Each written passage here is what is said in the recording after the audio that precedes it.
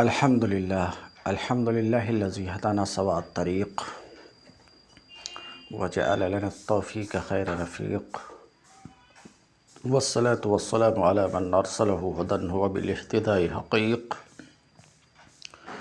ونورا به الاقتداء يليق، وعلى آله وأصحابه الذين سعدوا في مناهج الصدق بالتصديق، وصعدوا في معارج الحق بالتحقيق. اما بعد، فاعوذ باللہ من الشیطان الرجیم، بسم اللہ الرحمن الرحیم۔ انفروا خفافا وثقالا وجاہدوا باموالکم وانفسکم فی سبیل اللہ، ذالکم خیر لکم ان کنتم تعلمون۔ رب یسر ولا تعسر وتمم بالخیر، رب اشرح لی صدری ویسر لی امری واحلل عقدۃ من لسانی یفقہوا قولی۔ اللہم ارحمنا بالقرآن العظیم۔ باب العلم انواریہ ایجوکیشنل سوسائٹی و جامعہ انواریہ حیدرآباد انڈیا کے زیر اہتمام تفسیر نصفی کا تفسیر جلالین سورہ برات کا درس بفضلہ تعالی قسطوار جاری ہے۔ آج کا درس سورہ برات کی آیت نمبر 41 سے شروع ہوتا ہے۔ انفروا خفافا وثقالا وجاہدوا باموالکم وانفسکم فی سبیل اللہ، ذالکم خیر لکم ان کنتم تعلمون۔ نفر ینفر، ضرب یضرب، انفروا فعل امر صیغہ جمع مذکر حاضر۔ نکلو، کوچ کرو۔ خفاف و ثقالا، خفاف خفیف کی جمع، ثقال ثقیل۔ نکلو خواہ ہلکے ہو یا بوجھل، نکلو خواہ ہلکے ہو یا بوجھل۔ ہلکے اور بوجھل کے الفاظ بہت وسیع مفہوم رکھتے ہیں۔ مطلب یہ ہے کہ جب نکلنے کا حکم ہو چکا ہے تو بہرحال تم کو نکلنا چاہیے، خواہ برضا و رغبت، خواہ بکراہت، خواہ خوشحالی میں، خواہ تنگ دستی میں، خواہ ساز و سامان کی کثرت کے ساتھ، خواہ بے سر و سامانی کے ساتھ، خواہ موافق حالات میں، خواہ ناموافق حالات میں، خواہ جوان و تندرست، خواہ ضعیف و کمزور، نکلنے کا حکم ہے تو نکلو۔ وجاہدوا باموالکم وانفسکم،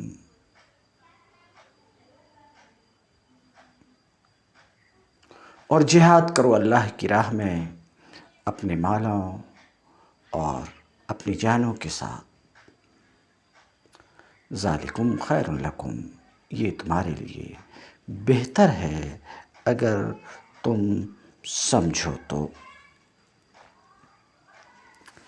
انہو خیر لکم، یہ تمہارے لیے بہتر ہے اگر تم سمجھو تو کہتے ہیں خفاف و ثقالا اے نشاطاً او غیر نشاط، خوشی برضا و رغبت ہو، خواہ بکراہت ہو۔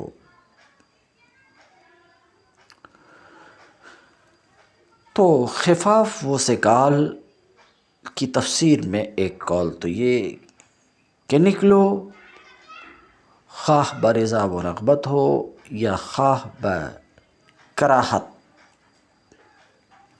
دوسرا قول اقویاء و ضعفاء، خفاف اور ثقال کی تفسیر میں ایک دوسرا قول یہ ہے کہ نکلو خواہ تندرست ہو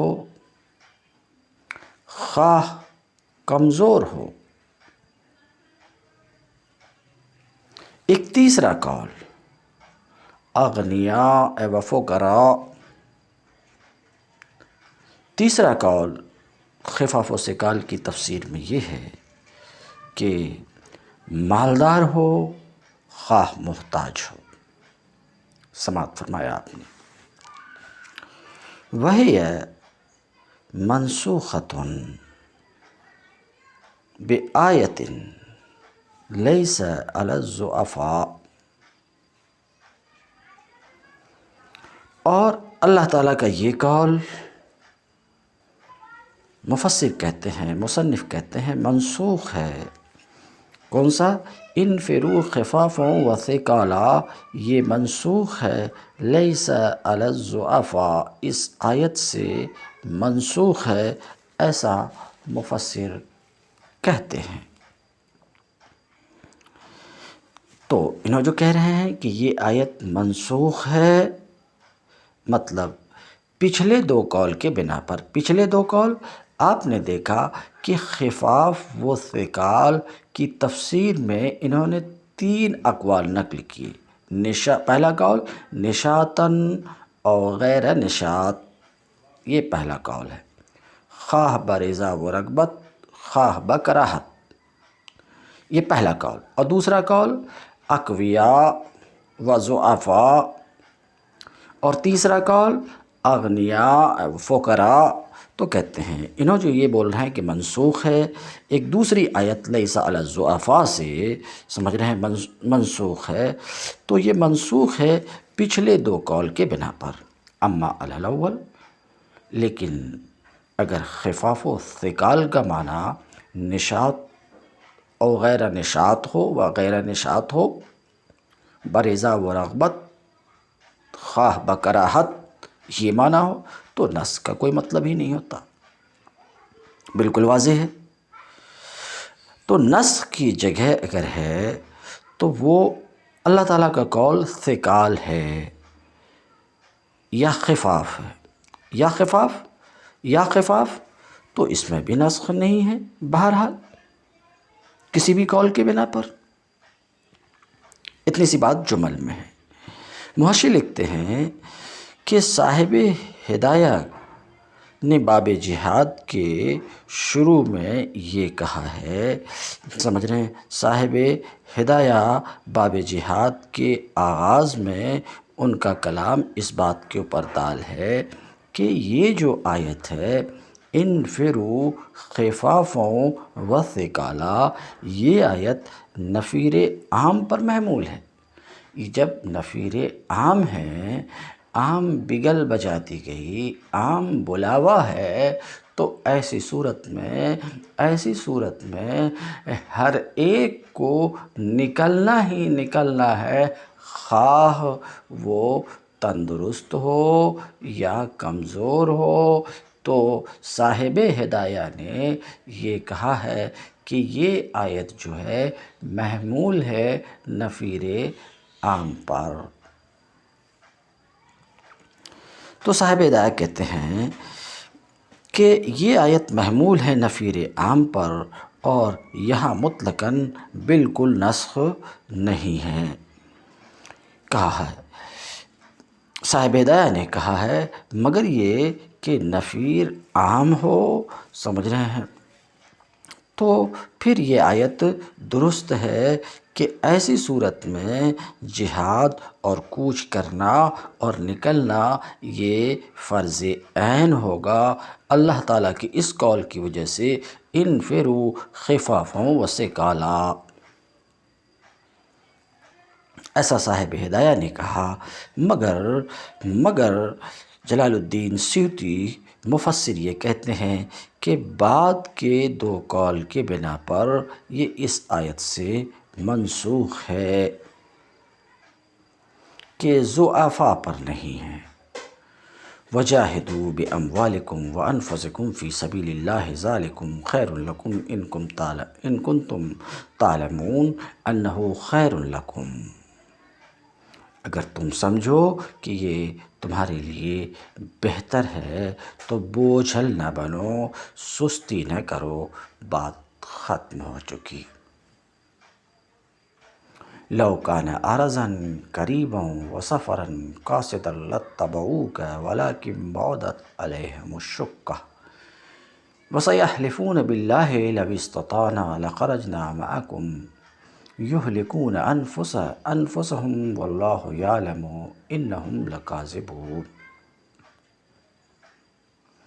ولو کان، اے نبی اگر فائدہ سہل الحصول ہوتا، عرض فائدہ، قریب سہل الحصول، اگر فائدہ سہل الحصول ہوتا اور سفر درمیانہ ہلکا ہوتا، اگر فائدہ سہل الحصول ہوتا اور سفر ہلکا ہوتا، لاتبعوک، تو وہ منافقین کے بارے میں ابھی بات واضح ہوگی، تو وہ ضرور تمہارے پیچھے چلنے پر آمادہ ہو جاتے، لاتبعوک ولکن بعدت علیہم الشقہ،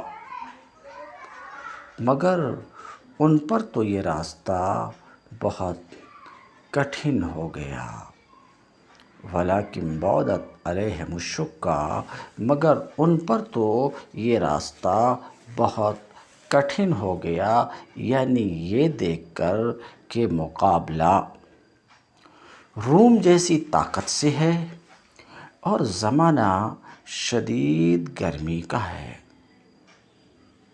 اور ملک میں قحط برپا ہے، اور نئے سال کی فصلیں جن سے آس لگی ہوئی تھی کٹنے کے قریب ہیں، ان کو تبوک کا سفر بہت ہی گراں محسوس ہونے لگا۔ وَسَيَحْلِفُونَ بِاللَّهِ لَوِ اسْتَطَعْنَا، اب وہ خدا کی قسم کھا کھا کر کہیں گے،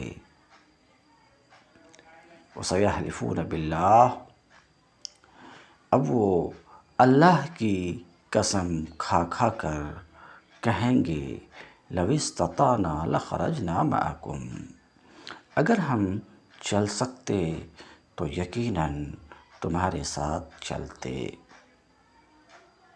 یہلکون انفسہم، وہ اپنے آپ کو ہلاکت میں ڈال رہے ہیں، واللہ یعلم انہم لکاذبون، اللہ خوب جانتا ہے کہ وہ جھوٹے ہیں۔ یہ تو آیت کا ترجمہ اور تھوڑی سی تشریح تھی۔ اب ہم دیکھتے ہیں مفسر اس پر کیا گفتگو کرتے ہیں، تو کہتے ہیں، نزل فی المنافقین الذین تخلفوا، یہ آیت نازل ہوئی ان منافقین کے بارے میں جو جہاد سے پیچھے رہے۔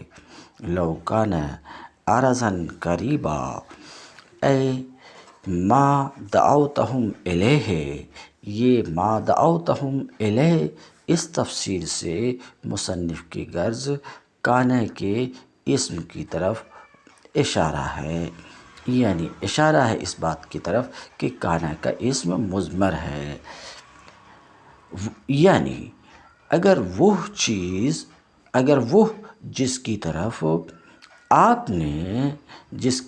آپ نے ان کو بلایا، وہ جس کی طرف آپ نے بلایا، اگر یہ عرضاً، یعنی جس چیز کی طرف آپ نے ان کو دعوت دی، اگر فائدہ سہل الوصول ہوتا، عرض متاع من الدنیا، دنیا کا فائدہ قریباً سہل الحصول ہوتا، وسفراً قاصدا، قصد وسط اور آسان سفر ہوتا، درمیانہ سفر ہوتا، ہلکا سفر ہوتا، لاتبعوک، تو یہ ضرور تمہارے ساتھ چلنے کے لیے تیار ہوتے، ضرور تمہاری پیروی کرتے، ضرور تمہارے ساتھ چلتے۔ کس لیے چلتے؟ طلباً للغنیمہ، ضرور تمہارے ساتھ پیچھے چلتے، ضرور تمہارے پیچھے چلنے پر آمادہ ہو جاتے، طلبا للغنیمہ، چلتے کیوں؟ اللہ کی رضا کے لیے، اللہ کے دین کو بلند کرنے کے لیے نہیں، مفسر کہتے ہیں غنیمت حاصل کرنے کے لیے، وَلَٰكِن بَعُدَتْ عَلَيْهِمُ الشُّقَّةُ، لیکن ان پر تو مسافت بعید ہو گئی، لیکن ان پر تو یہ راستہ بہت کٹھن ہو گیا، بہت کٹھن ہو گیا۔ شقہ مسافہ، اس وجہ سے وہ پیچھے رہ گئے۔ وَسَيَحْلِفُونَ بِاللَّهِ، مفسر اس آیت کی تفسیر اس طریقے سے کرتے ہیں، ایک تفسیر تو میں کر چکا آپ کے سامنے، سَيَحْلِفُونَ بِاللَّهِ إِذَا رَجَعْتُمْ إِلَيْهِمْ، اللہ کی قسمیں کھا کھا کر کہیں گے، خدا کی قسم کھا کھا کر کہیں گے کہ اگر ہم چل سکتے تو تمہارے ساتھ ضرور چلتے، یعنی جب تم پلٹ کر کے آؤ گے تب یہ قسم کھا کے کہیں گے۔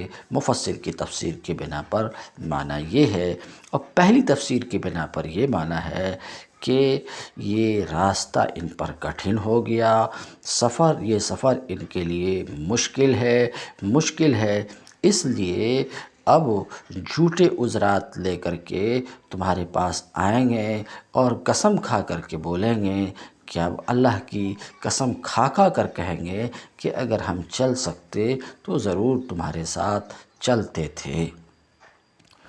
یہلکون انفسہم، یہ اپنے آپ کو ہلاک کر رہے ہیں، یہلکون انفسہم، اپنے آپ کو ہلاک کر رہے ہیں، کیسے؟ بالحلف الکاذب، جھوٹی قسم کے ذریعے سے، واللہ یعلم انہم لکاذبون، اور اللہ جانتا ہے کہ یہ جھوٹے ہیں اپنی اس بات میں۔ وکان صلی اللہ علیہ وسلم اذن لجماعہ فی التخلف، اب یہ جو گفتگو آ رہی ہے اگلی آیت کے سبب نزول کو بتانے کے لیے یہ گفتگو آ رہی ہے، اور اگلی آیت کیا ہے؟ عفی اللہ عنک لما اذنت لہم حتی یتبین لک الذین صدقوا وتعلم الکاذبین۔ اے نبی،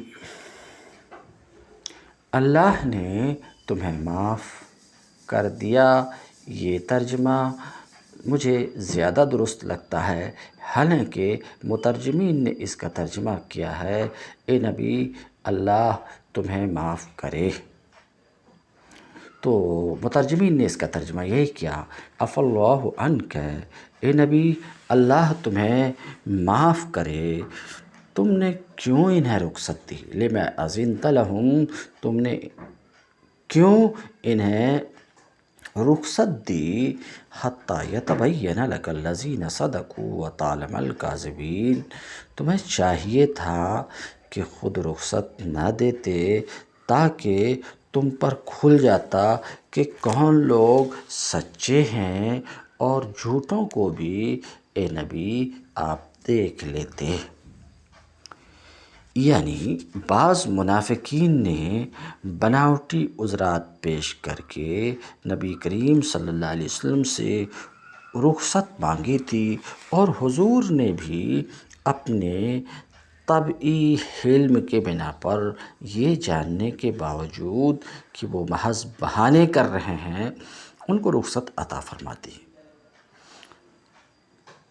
اس کو اللہ تعالیٰ نے پسند نہیں فرمایا اور آپ کو تنبیہ کی کہ ایسی نرمی مناسب نہیں ہے، مگر اس تنبیہ سے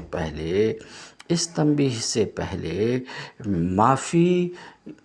معافی نامہ بھی اللہ رب العزت سنا دیے کہ رخصت دے دینے کی وجہ سے ان منافقوں کو اپنے نفاق پر پردہ ڈالنے کا موقع مل گیا، اگر انہیں رخصت نہ دی جاتی اور پھر یہ گھر بیٹھے رہتے تو ان کا جھوٹا دعوی ایمان بے نقاب ہو جاتا۔ تو عبارت کیا ہے؟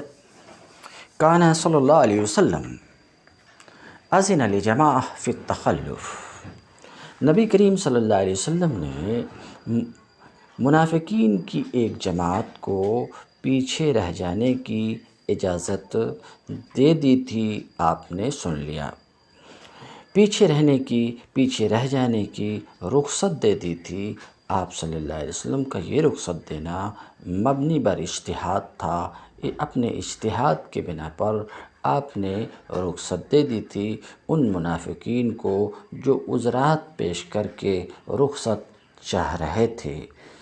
تو یہ آیت عفی اللہ عنک، یہ آیت نازل ہوئی عتابًا لہو، یہ آیت نازل ہوئی آپ کو تنبیہ کرنے کے لیے، خبردار کرنے کے لیے، مگر جس میں تنبیہ ہے، تنبیہ سے پہلے تسلی قلب کے لیے، آپ کے قلب کی تسلی کے لیے معافی کی اطلاع بھی دے دی گئی،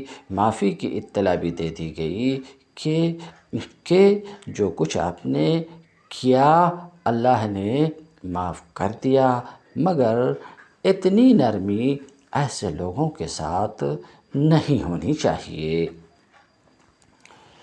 کہتے ہیں عفی اللہ عنک لما اذنت لہم، کیوں اے نبی آپ نے ان منافقین کو پیچھے رہ جانے کی رخصت دی، وَهَلَّا تَرَكْتَهُمْ، اور کیوں نہیں آپ نے انہیں چھوڑ دیا حَتَّى يَتَبَيَّنَ لَكَ الَّذِينَ صَدَقُوا فِي الْعُذْرِ وَتَعْلَمَ الْكَاذِبِينَ، یہاں تک کہ آپ کے نزدیک سچے واضح ہو جاتے، ظاہر ہو جاتے کہ کون سچے ہیں عذر میں، اور جھوٹوں کو بھی آپ دیکھ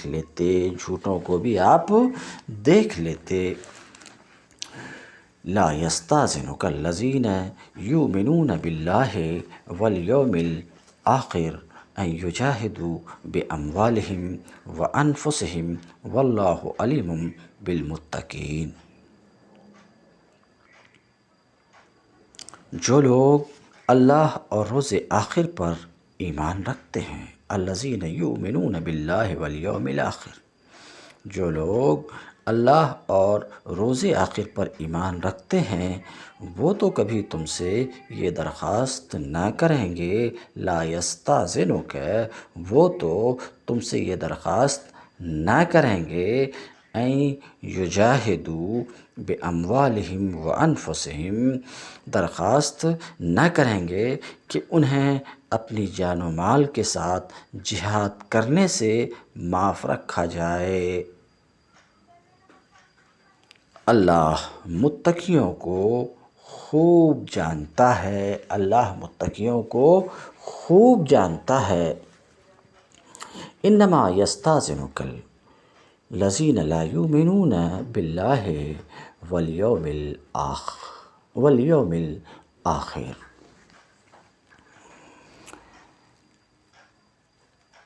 ایسی درخواستیں تو صرف وہی لوگ کرتے ہیں جو اللہ اور روز آخر پر ایمان نہیں رکھتے، جن کے دلوں میں شک ہے اور وہ اپنے شک ہی میں متردد ہو رہے ہیں، وہی لوگ ایسی درخواست کرتے ہیں۔ اس سے معلوم ہوا کہ کفر و اسلام کی کشمکش ایک کسوٹی ہے جو کھرے مومن اور کھوٹے مدعی ایمان کے فرق کو صاف کھول کر رکھ دیتی ہے۔ جو شخص اس کشمکش میں دل و جان سے اسلام کی حمایت کرے اور اپنی ساری طاقت اور تمام اسباب کو اسلام کو سر بلند کرنے کی کوشش میں لگا دے اور کسی بھی قربانی سے دریغ نہ کرے، وہی سچا مومن ہے، بخلاف اس کے جو اس کشمکش میں اسلام کا ساتھ دینے سے جی چرائے اور کفر کی سربلندی کا خطرہ سامنے دیکھتے ہوئے بھی اسلام کی سربلندی کے لیے جان و مال کی بازی کھیلنے سے پہلو تہی کرے۔ اس کی یہ روش خود اس حقیقت کو واضح کر دیتی کہ اس کے دل میں ایمان نہیں ہے۔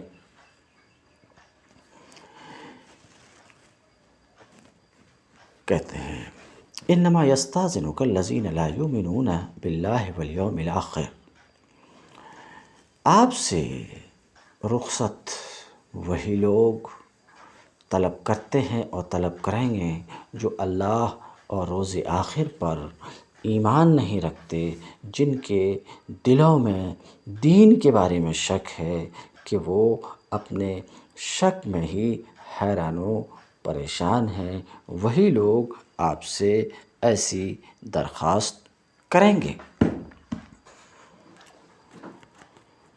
وَلَوْ أَرَادُوا الْخُرُوجَ لَأَعَدُّوا لَهُ عُدَّةً، اگر ان کا ارادہ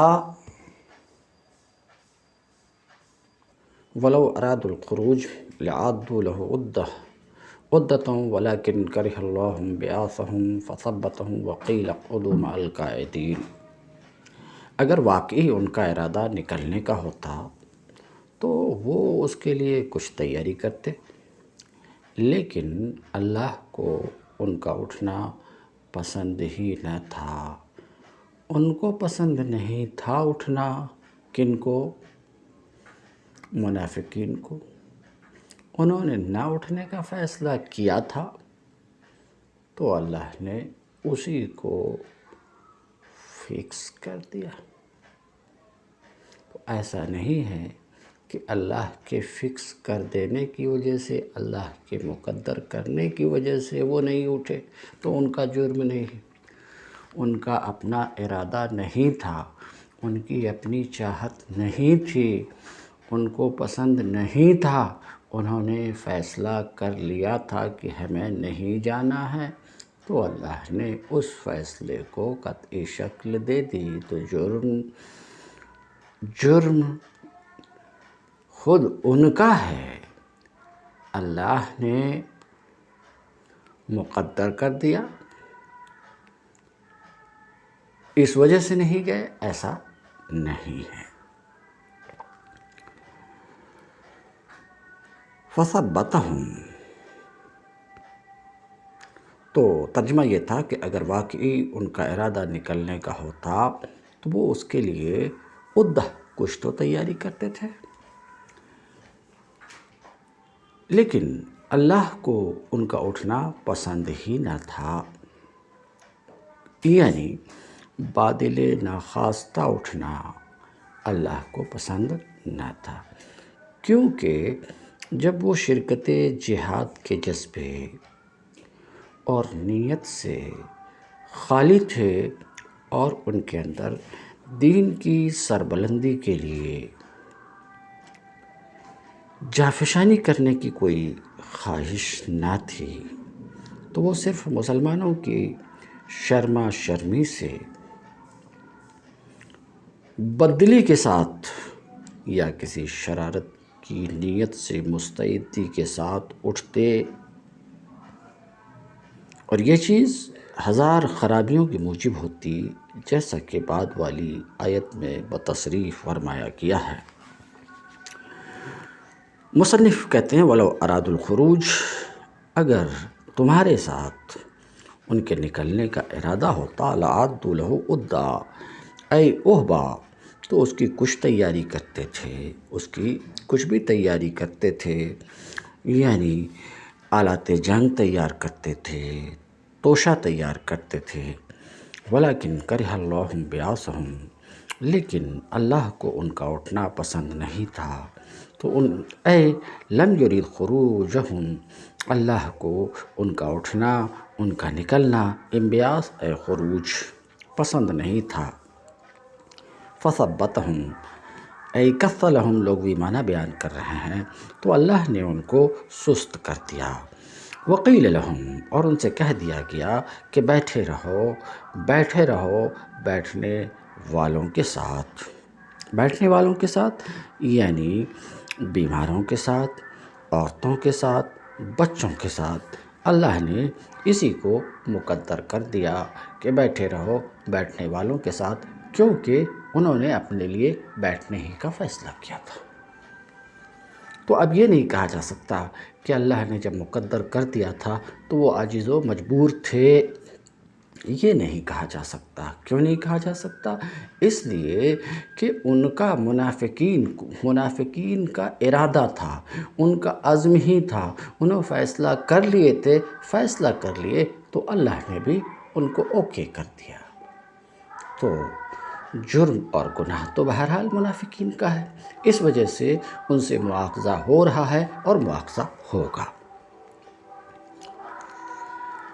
لو خرجوا فیکم ما زادوکم الا خبالا ولأوضعوا خلالکم یبغونکم الفتنہ وفیکم سماعون لهم واللہ علیم بالظالمین۔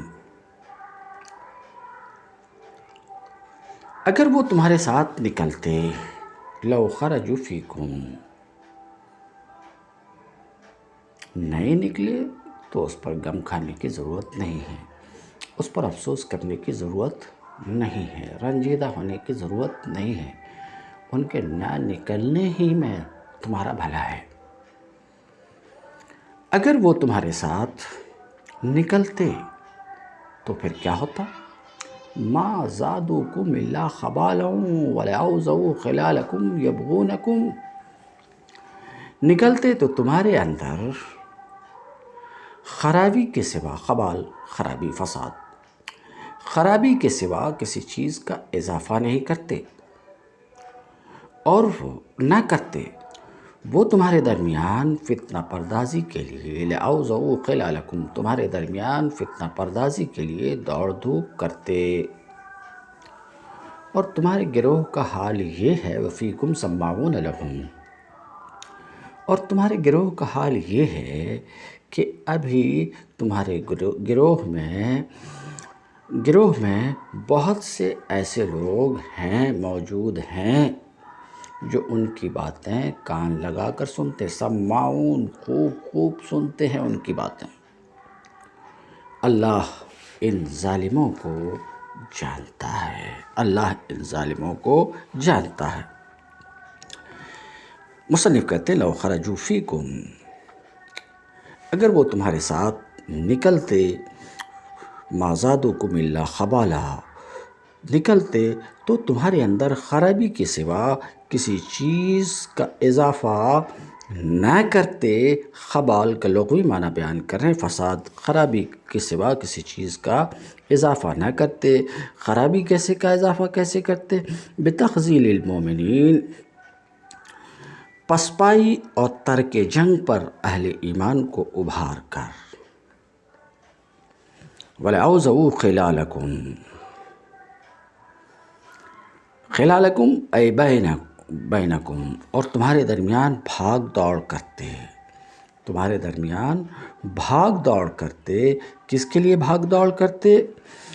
بالنمیمہ، چغل خوری کے لیے، یبغونکم، فتنہ پردازی کے لیے، یطلبون لکم الفتنہ، فتنہ پردازی کے لیے، فتنہ پردازی کی نیت سے، بإلقاء العداوہ، عداوت ڈال کر دلوں میں، وفیکم سماعون لہم، اور ابھی تمہارے گروہ میں کچھ ایسے لوگ موجود ہیں جو ان کی سنتے ہیں، یعنی ان کی باتوں کو مانتے ہیں۔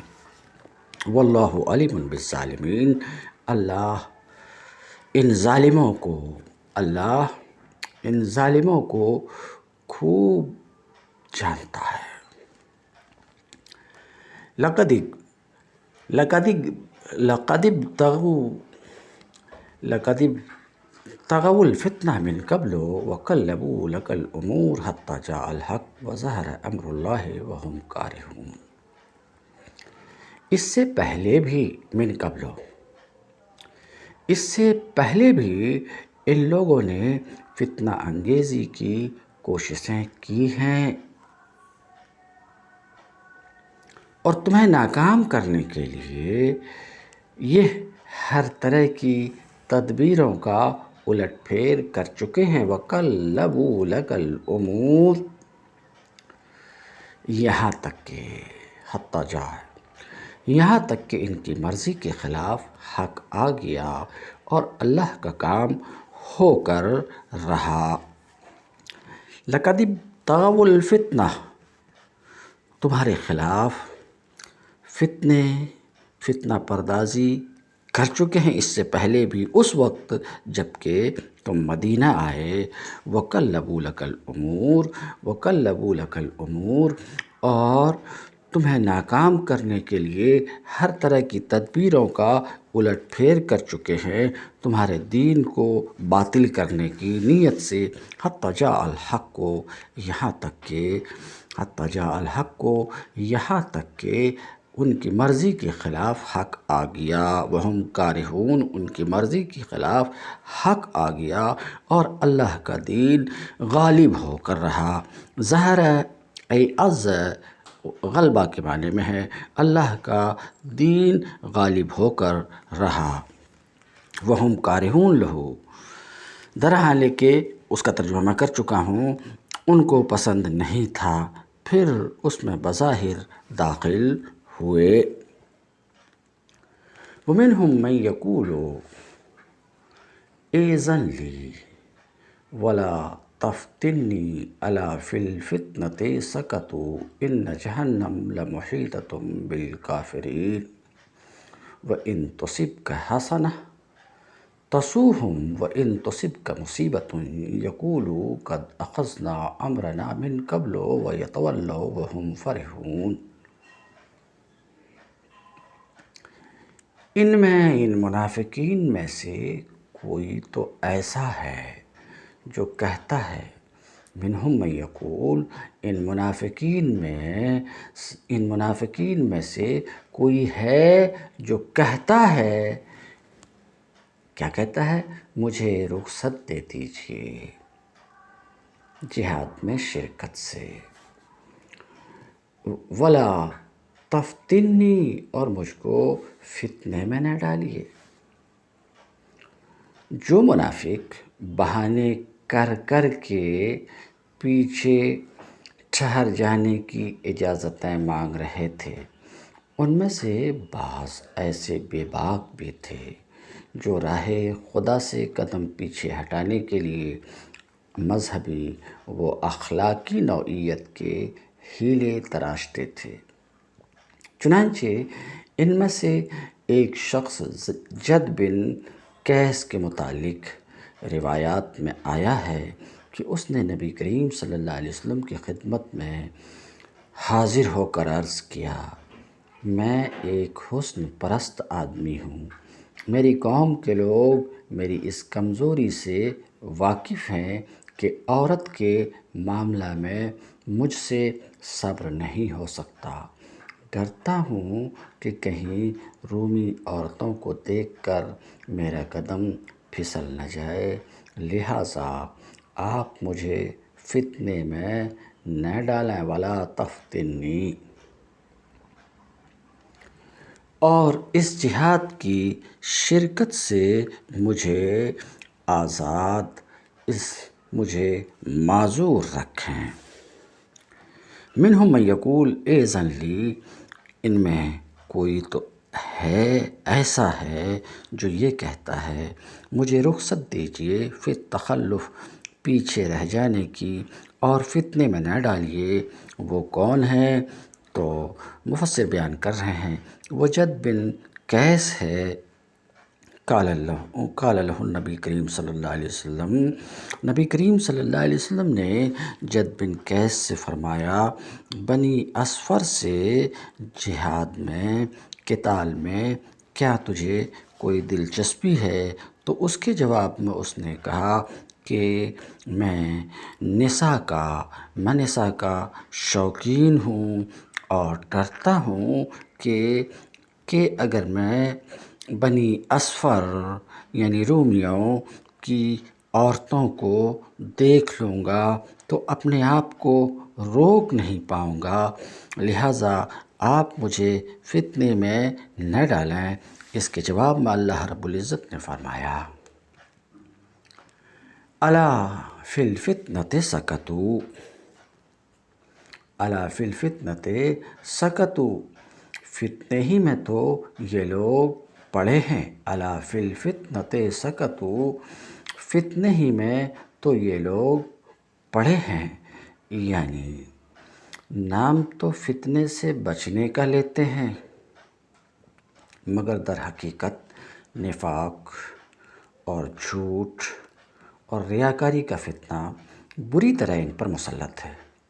اپنے نزدیک یہ سمجھتے ہیں کہ چھوٹے چھوٹے فتنوں کے امکان سے پریشانی و خوف کا اظہار کر کے یہ بڑے متقی ثابت ہوئے جا رہے ہیں، حالانکہ فی الواقع کفر و اسلام کی فیصلہ کن کشمکش کے موقع پر اسلام کی حمایت سے پہلو تہی کر کے یہ اتنے بڑے فتنے میں مبتلا ہو رہے ہیں جس سے بڑھ کر کسی اور فتنے کا تصور نہیں کیا جا سکتا ہے۔ الا فی الفتنۃ سکتوا، سنو فتنے ہی میں تو پڑے ہوئے ہیں، پیچھے رہ کر وقوریا، اور سکتو کی جگہ سکت بھی ایک قرأت ہے۔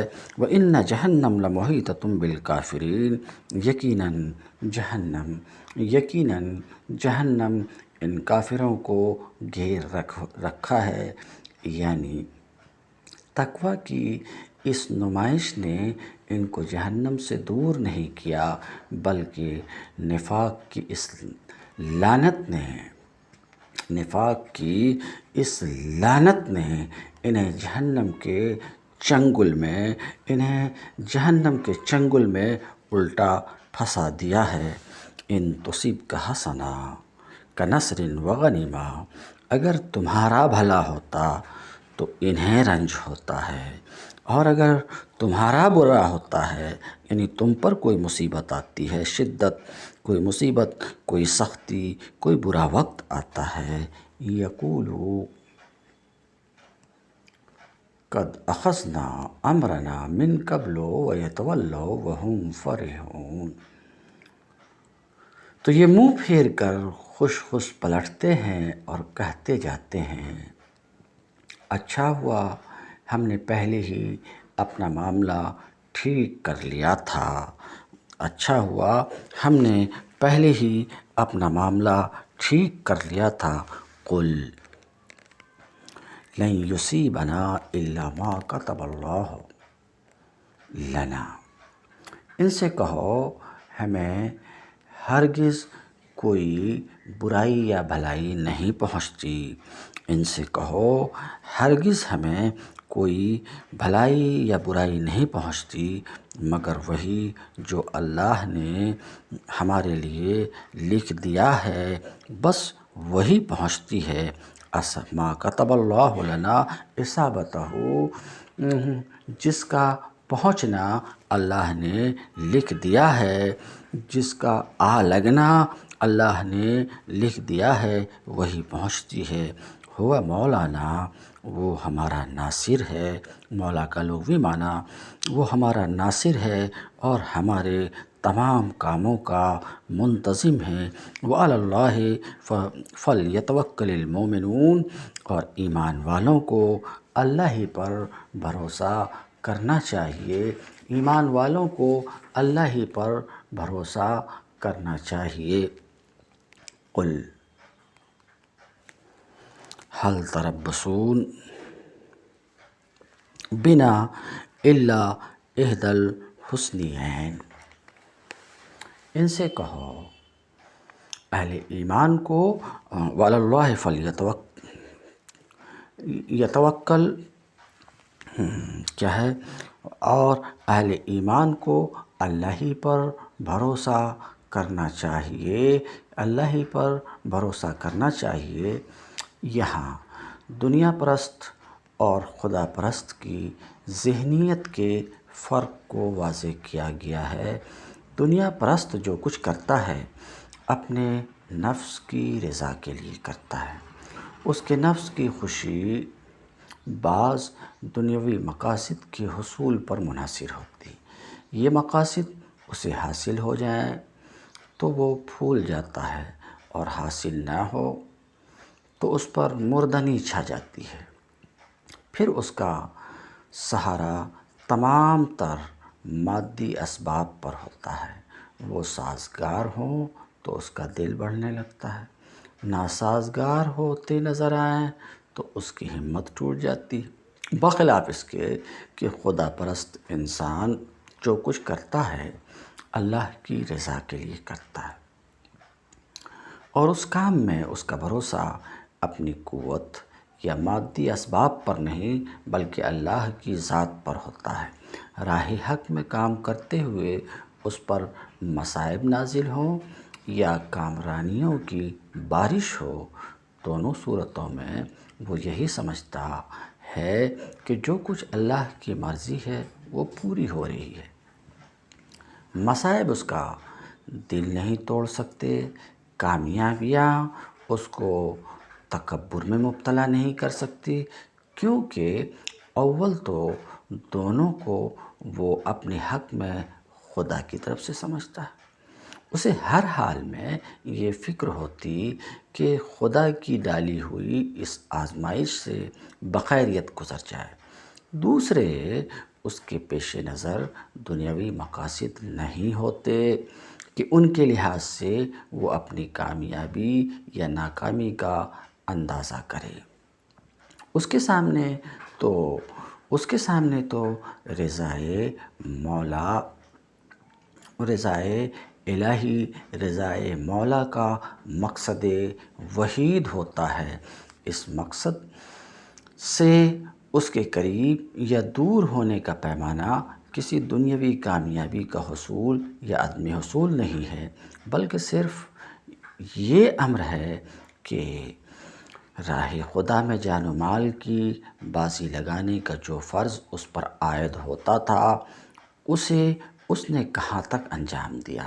اگر یہ فرض اس نے ادا کر دیا ہو تو خواہ دنیا میں اس کی بازی بالکل ہی ناکام ہوئی ہو، لیکن اسے پورا بھروسہ رہتا ہے کہ جس خدا کے لیے اس نے مال کھپایا، جان دی ہے، وہ اس کے اجر کو ضائع کرنے والا نہیں ہے۔ پھر دنیاوی اسباب سے وہ آس نہیں لگاتا کہ ان کی سازگاری یا ناسازگاری اس کو خوش یا رنجیدہ کرے۔ اس کا سارا اعتماد خدا پر ہوتا ہے، جو عالم اسباب کا حاکم ہے۔ اس کے اعتماد پر وہ ناسازگار حالت میں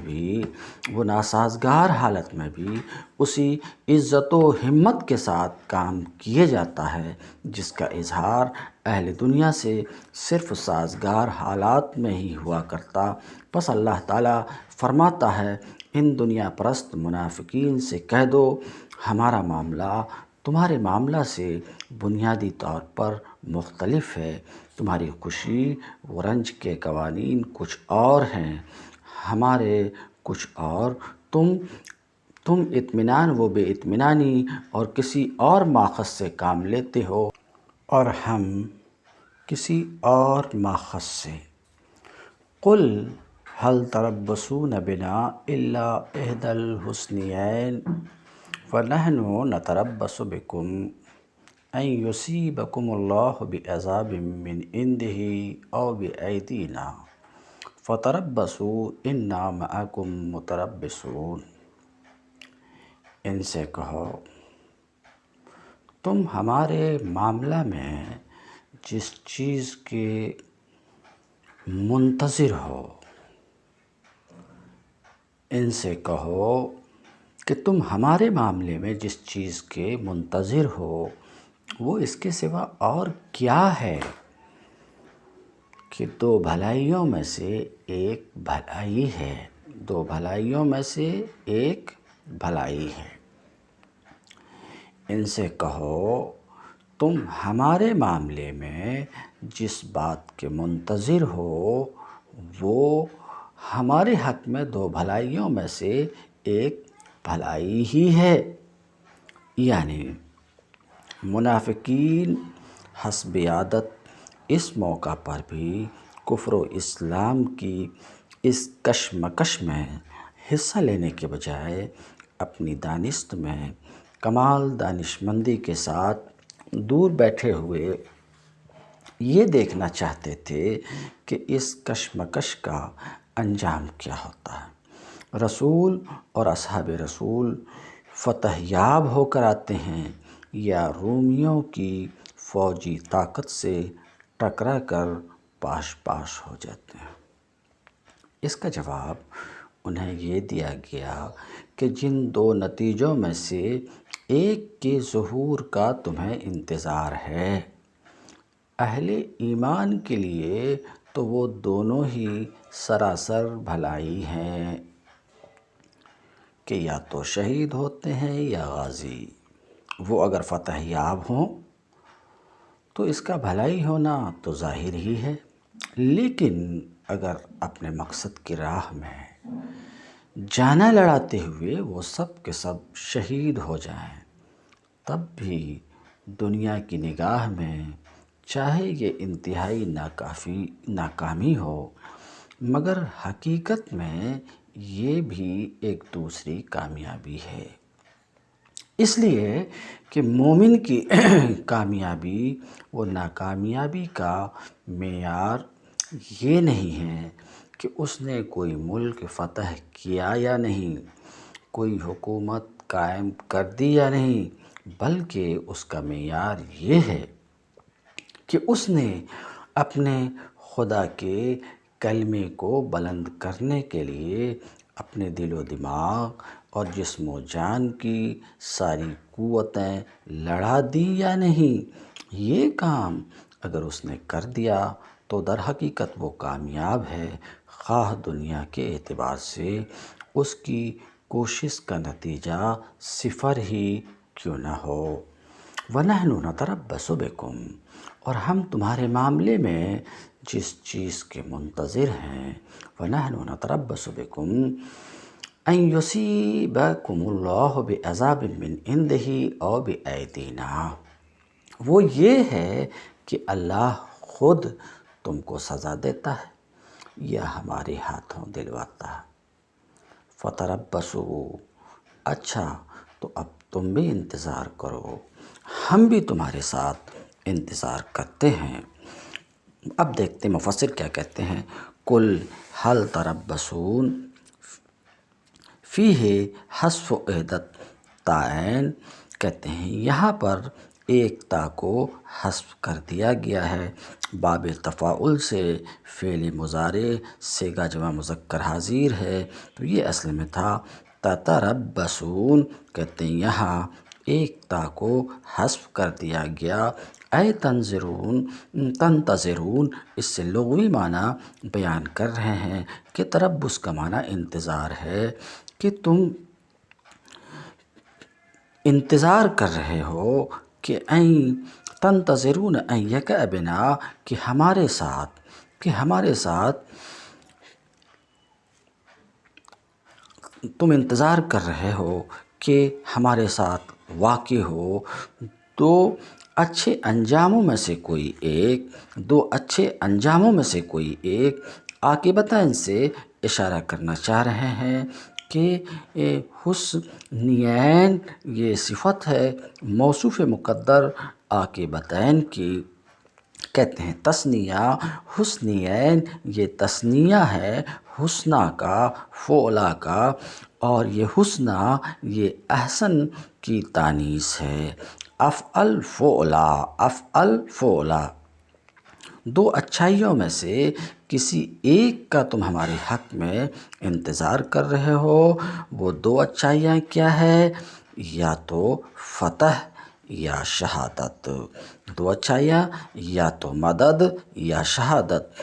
وَنَحْنُ نَتَرَبَّصُ بِكُمْ، اور ہم بھی تمہارے حق میں انتظار کر رہے ہیں، اَن يُصِيبَكُمُ اللَّهُ بِعَذَابٍ مِّنْ عِندِهِ، کہ اللہ تم کو اپنے پاس سے عذاب دیتا ہے، یعنی آسمانی کڑک کے ذریعے، یا ہمارے ہاتھ تمہیں سزا دلواتا ہے بہیں طور، ہمارے ہاتھوں سزا دلواتا بہیں طور کہ ہمیں تم سے قتال کی اجازت عطا فرمائے۔ فتربصوا بنا، تو ہمارے ساتھ انتظار کرو، ہم بھی تمہارے ساتھ انا معکم متربصون، ہم بھی تمہارے ساتھ تمہارے انجام کے انتظار میں ہیں۔ تم الدرس اليوم، وآخر دعوانا ان الحمد للہ رب العالمین۔